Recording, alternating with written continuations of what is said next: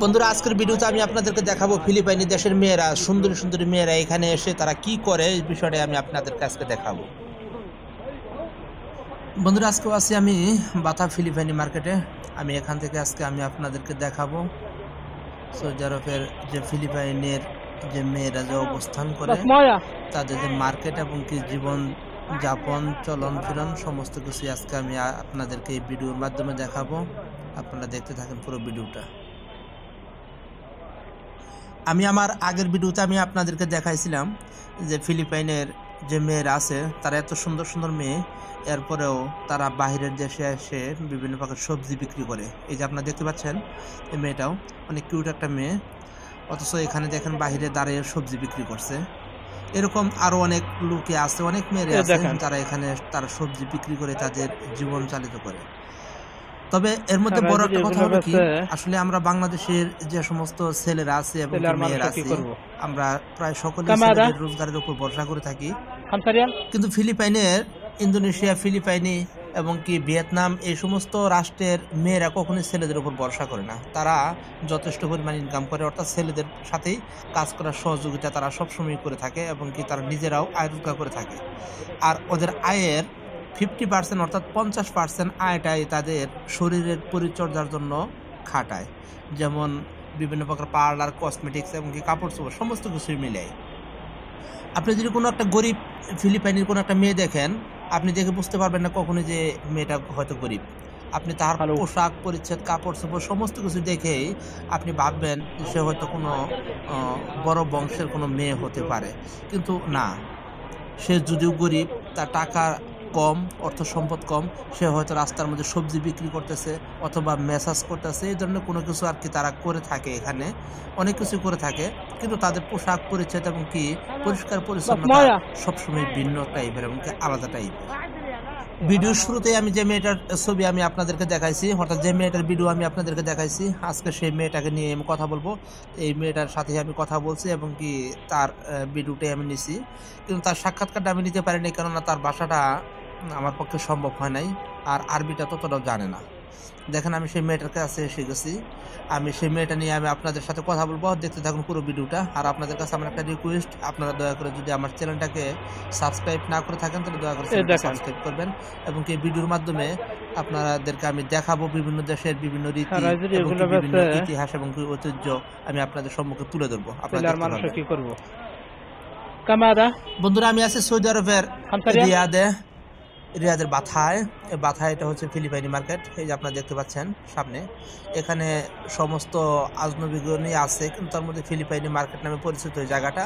এখানে আসলে পরে ফিলিপাইনি মেয়েদেরকে দেখা যায় এবং ফিলিপাইনি ছেলেদেরকে দেখা যায়। আসলে বাস্তব কথা হচ্ছে কি, ফিলিপাইনি মেয়ে এবং ছেলে উভয়ই একই শ্রেণীর হয়ে থাকে, তাদেরকে সহজে বোঝা যায় না। তবে এই দেশের মধ্যে মুসলিমের সংখ্যা আছে, সংখ্যাগরিষ্ঠ অনেকটাই কম, আর অন্যান্য ধর্মাবলম্বীর লোকে তারা বেশি, খ্রিস্টান এবং বৌদ্ধ ধর্মাবলম্বী লোক তারা বেশি। এখানে তারা মুসলমান আছে 2-4 জন, আপনাদেরকে যদি আমি দেখাই, দেখতে পাচ্ছেন যারা বোরকা পরে চলাচল করছে এবং কি হিজাব টিজাব পরে চলাচল করছে, এনারা হচ্ছে মুসলিম, আর বাকি যারা আছে এনারা নন মুসলিম। এনারা সৌদি আরব আসছে, আসার পরে এখানে বিভিন্ন প্রকার ম্যাসাজ এবং কি পার্লারের কাজ করে থাকে এবং কি অন্যান্য ইলেকট্রিক্যাল এবং কি ইলেকট্রনিক্সের বিভিন্ন প্রকার কাজ করে থাকে তারা এখানে। সব থেকে মজার যে বিষয়টা, সেই বিষয়টা যদি আমি আপনাদের সাথে শেয়ার করি, সেটা হচ্ছে বাংলাদেশ থেকে যদি কোনো শ্রমিক সৌদি আরবে আসে, তাহলে বাংলাদেশের এম্বাসি সে শ্রমিকের কোনো খোঁজ খবর কোনো কিছু রাখে না। কোনো কোম্পানি তাকে বেতন না দিলে অথবা কফিল যদি তাকে বেতন না দেয়, সে যদি এম্বাসিতে যাওয়ার পরে যদি কোনো প্রকার কমপ্লেন করে, সেখানে তারা কান দেয় না। বাংলাদেশ এম্বাসি এদিকে কোনো সোচ্চার না। কিন্তু বড় কথাটা হচ্ছে, ফিলিপাইন থেকে যদি কোনো একটা শ্রমিক সৌদি আরবে আসে, তাহলে ফিলিপাইনের যে এম্বাসির লোকজন আছে তারা এখানে আসার পরে তদন্ত করে সে কোথায় থাকবে, কোন কোম্পানিতে চাকরি করবে এবং তার কত টাকা বেতন, তার বাসস্থান কীরকম, সমস্ত কিছু দেখে এরপরে তাকে এম্বাসি থেকে পারমিশন দেওয়া হয়। যেটা আমাদের বাংলাদেশের পক্ষে সম্ভব নয়। আর আমাদের বাংলাদেশ থেকে মাত্র স্বাভাবিক 1800-1200 টাকা বেতন আমরা বলে এসে পড়ি। তারপরে এখানে আসার পরে কোনো প্রকার কাজ পাই বা না পাই সেদিকেও খেয়াল রাখি না, বরং রাস্তার মধ্যে ঘুরে ফিরে এটা সেটা করি। অনেক লোক বাথা শহরে যদি আপনি আসেন, বাঙালি মেয়েদের অভাব নেই, সেখানে বাঙালি মেয়েরা পানি বিক্রি করতেছে, ভিক্ষা করতেছে, মানুষের কাছে হাত পাততেছে, অথবা খাদ্দামা বিষয়ে আসে তাদের ইজ্জতটাও সম্পূর্ণ শেষ করে এখান থেকে চলে যাচ্ছে। সেদিকে আমাদের বাংলাদেশ এম্বাসির কোনো প্রকার নজর বা ভ্রুক্ষেপ নাই। অথচ এ বিষয়ে ফিলিপাইনি এম্বাসি পর্যাপ্ত পরিমাণ তাদের এই খেয়াল এবং নজর রেখেই তাদেরকে এখানে নিয়ে আসে। বন্ধুরা দেখতে পাচ্ছেন আমার সামনে যে মেয়েটাকে দেখতে পাচ্ছেন, একটা আরাবিয়ার মধ্যে যে একটা বাচ্চা নিয়ে এখানে দুলছে, এই মেয়েটাও হয়তো কোনো গরিব ফ্যামিলির মেয়ে হবে, তেমন সম্ভ্রান্ত পরিবারের কোনো মেয়ে হবে না। কেননা ইনি সামনে ওখানে বাদাম এবং কি অন্যান্য জিনিসপত্র বিক্রি করছে এই রাস্তার মধ্যেই। একদিকে বলদি এবং কি পুলিশের ভয়, অপরদিকে তারপরেও এখানে দাঁড়িয়ে তারা বিক্রি করছে। এখানে ফিলিপাইনি যারা আছে তাদের খাবার হিসাবেই তাদের বিভিন্ন প্রকার খাবার আর কি উনি বিক্রি করছে। তার এই সন্তানটা আছে, সন্তানটা সাথে করে নিয়ে আসছে এখানে এই মার্কেটের পিছনেই এই গলির মধ্যে আর কি এখানে দাঁড়িয়ে দাঁড়িয়ে এই মেয়েটায় সবজি টবজি বিক্রি করছে। এবং কি সাথে দেখতে পাচ্ছেন যে আরেকটা মেয়ে ওখান থেকে আসছে, ও মেয়েটাও একটা কিছু বিক্রি করছে ওখানে, অর্থাৎ ওর সমকক্ষই একটা দোকানদার। তার কাপড় চোপড় পোশাক পরিচ্ছদ সমস্ত কিছু দেখে এখন আপনারা বলতে পারেন যে সে কি, তাকে দেখে কি মনে হয় যে কোনো গরিব ফ্যামিলির সন্তান? না, মনে হয় যে সে হয়তো কোনো সম্ভ্রান্ত পরিবারের সন্তান, কিন্তু তা নয়।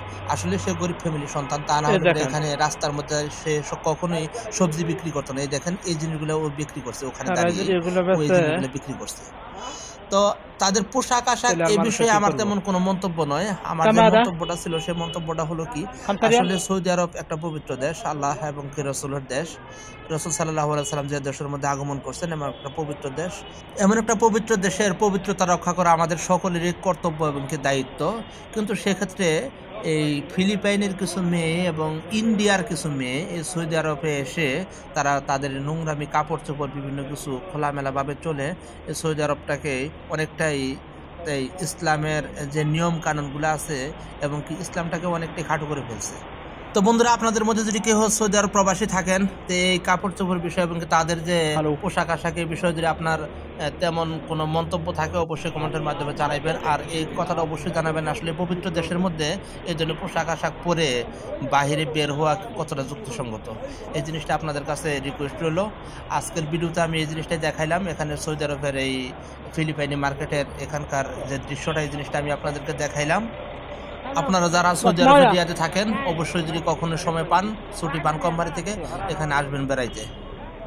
সে শুভকামনায় আজ এই পর্যন্তই। আল্লাহ হাফেজ।